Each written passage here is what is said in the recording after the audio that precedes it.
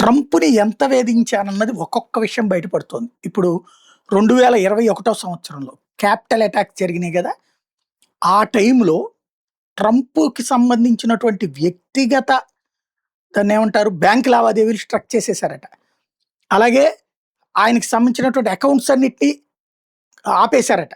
అవి గూడా ఏంటి ప్రైవేటు కమర్షియల్ బ్యాంక్ అకౌంట్స్. ఎవరిదంతా చేసింది? జేపీ మోర్గాన్ సంస్థ.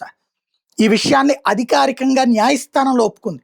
ఎందుకంటే ట్రంప్ ఆ సంస్థ మీద $5 బిలియన్ లాసూట్ ఏసాడు.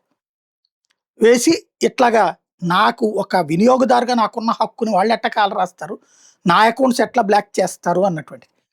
కోర్టు అడిగింది జేపీ మార్గాన్. అవును అప్పుడు ఆపాము ఈ రైట్స్ సందర్భంగా. ప్రభుత్వం చెప్తే ప్రభుత్వం ట్రంపే ఉందప్పుడు. కొత్త ప్రభుత్వం రాకముందే వీళ్ళ సొంత పైత్యం ప్రదర్శించారు. ఇప్పుడు ఏం చేస్తారో చూడాలి.